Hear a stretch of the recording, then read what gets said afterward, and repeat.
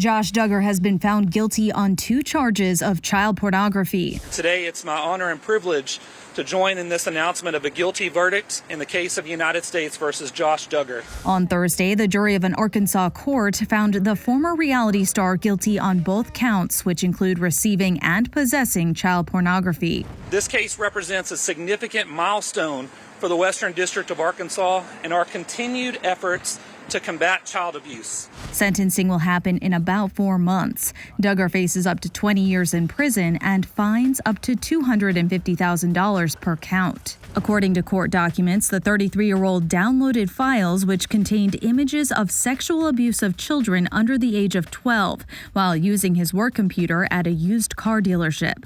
During the federal case, which began on November 30th, the defense argued that the images could have been accessed remotely or added to Duggar's device by another party. Prosecutors presented evidence to counter, arguing that Duggar deliberately installed a hidden system on his work computer, which over the course of 3 days allowed him to view the child pornography.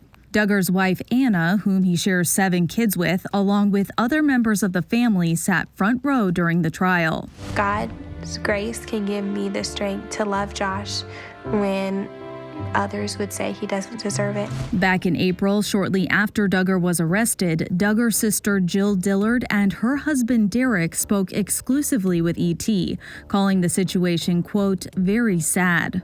On Wednesday, Derek took to social media ahead of the guilty verdict and wrote, "Praying for justice this morning."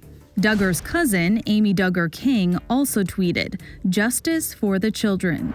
Duggar previously starred in TLC's 19 Kids and Counting, which hasn't aired since 2015 after the network pulled the reality TV series over accusations that Josh had molested 4 of his sisters and a babysitter. In 2015, Duggar publicly apologized for his pornography addiction and cheating on his wife. At the time, Duggar's parents, Jim Bob and Michelle, sat down with Megyn Kelly on her former Fox News show, The Kelly File, where they opened up about how difficult this was for their family. We were shocked. I mean, we were just devastated. I don't think any parent is prepared for trauma like that.